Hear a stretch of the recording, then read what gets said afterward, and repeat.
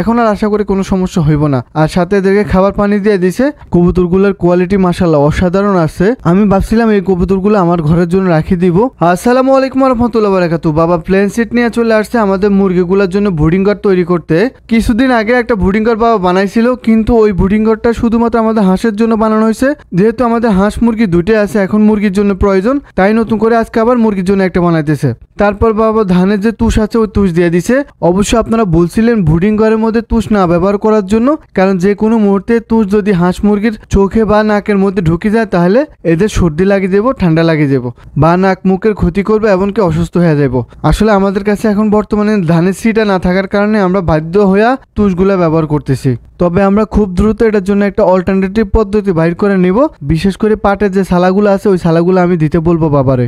বাবা ব্রুডিং ঘরটা ঠিক করে চলে আসছে হাজিনি আমাদের ইনকিউবেটর রুমে। গতকালকে যে মুরগির বাচ্চাগুলো দেখাইছিলাম, দেখেন মুরগির বাচ্চাগুলো কত সুন্দর ফুটফুটে অবস্থা হয়ে গেছে। এখন যে একটু ঝরঝর হয়ে গেছে না, দেখতে খুব ভালো লাগে। আর বিশেষ করে শৌখিন মুরগির বাচ্চা তো একটু তুলা মানে ধরতে অনেক সুন্দর লাগে, দেখতে আরো বেশি কিউট লাগে। এখানে যে বাচ্চাগুলো দেখতেছেন, গতকালকে আমি আপনাদেরকে বলছিলাম এগুলো কিসের বাচ্চা, তারপরে আমি আবার বলে দিতেছি। এখানে আমাদের সিল্কির বাচ্চা আছে, আমাদের ভাব ফ্রিজের পলিশ ক্যাপের বাচ্চা আছে, ভাব ফ্রিজের কুচিনের বাচ্চা আছে। তো বাবা বাচ্চাগুলোর আনি নতুন ব্রুডিং ঘরে দিয়ে দিছে, কিন্তু পরবর্তীতে বাবা বুঝতে পারছে এদেরকে আসলে তুষের মধ্যে দেওয়া উচিত না, কারণ তুষের মধ্যে যে কোনো মুহূর্তে সমস্যা হইতে পারে। তাই আবার একটা কাপড় দিয়া ওই কাপড়ের উপরে এদেরকে রাখছে। এখন আর আশা করি কোনো সমস্যা হইব না। আর সাথে এদেরকে খাবার পানি দিয়ে দিছে, আশা করি এখানে এরা ভালোই থাকবো।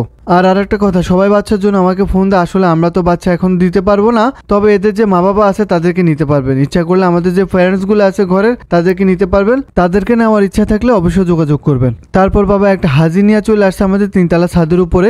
অনেক দিন হয়েছে আমাদের তিনতলা ছাদের যে বাগানটা আছে ওটা আপনাদেরকে দেখানো হয় না। মাশাআল্লাহ দেখেন বাবা চলে আসছে আজকে ধুন্দুল সংগ্রহ করার জন্য। এই ধুন্দুলগুলো আমাদের কাছে প্রথমবার ধরছে, আর এই প্রথমবার বাবা বিসমিল্লাহ পরে কাটা শুরু করছে। দেখেন ধুন্দুলগুলো মোটামুটি ভালোই দেখা যাইতেছে, মাশাআল্লাহ অনেক বড় হয়েছে। নিচে সবগুলো ধুন্দুল নেওয়ার পর বাবা একটা চেয়ার নিয়ে চলে আসছে উপরে যে ধুন্দুলগুলো আছে ওগুলো সংগ্রহ করার জন্য। দেখেন কি পরিমাণ গরম পড়তেছে, সবগুলা পাতার কি অবস্থা হয়ে গেছে, মানে এত বেশি গরম পড়ে আজকে দুদিন। আমার মুরগিগুলোর অবস্থা তো পুরোই খারাপ। এই দুদিন শুধু গ্লুকোজের পানি চালাই দিয়েছে মুরগিগুলোর জন্য। অবশ্যই আমার মুরগিগুলোর জন্য দোয়া করবেন যাতে কোনো প্রকারে বিপদে না পড়ে। ধুন্দুলগুলো সংগ্রহ করার পর বাবা চলে আসছে আমাদের ভেন্ডিগুলো সংগ্রহ করার জন্য। দেখেন আমাদের ভেন্ডি গাছ পুরো একবার তাল গাছের মতো হয়ে গেছে, কত বড় হয়ে গেছে, একবারে বাবার মাথার উপর চলে গেছে। সবচাইতে মজার ব্যাপার হচ্ছে আমাদের এলাকায় আপাতত কোনো ভেন্ডি গাছ নাই, মানে ভেন্ডি কোনো বাগান নাই, কিন্তু আমাদের ছাদের উপর আছে আলহামদুলিল্লাহ। আমাদের ছাদের মধ্যে প্রায় 5-6টা ভেন্ডি গাছ আছে। একদিন পর পরে বাবা ওইখান থেকে ভেন্ডি সংগ্রহ করে। আমাদের এই ছাদ বাগানটা অনেক সুন্দর করে বানানোর কথা ছিল, কিন্তু আমাদের জায়গার স্বল্পতার কারণে আমরা আর সুন্দর করে ছাদ বাগানটা বানাতে পারিনি। বিশেষ করে আমার খুবই ইচ্ছা ছিল ছাদ বাগানটা আমরা একটা শৌখিন ছাদ বাগান বানাবো, যেরকম আমাদের কাছে শৌখিন মুরগি আছে সেম ছাদ বাগানটার ওরকম একটা শৌখিন ছাদ বাগান বানাবো। বিভিন্ন ধরনের আনকমন টাইপের মরিচ, টমেটো এগুলো থাকবো, কিন্তু ওটা তো আর হইলো না। বাবার মোটামুটি অনেকগুলো সবজি সংগ্রহ করা হয়ে গেছে, এখন আর লাগবো না। দেখেন মাশাআল্লাহ এখানে ভেন্ডি এমনকি ধুন্দুল মোটামুটি আজকের তরকারি হয়ে গেছে আমাদের ঘরের জন্য। ভেন্ডি আর ধুন্দুল দিয়ে সুন্দর মতো চলবো। তারপর বাবা চলে আসছে একটা কার্টুন নিয়ে আমাদের কবুতর লফটের মধ্যে।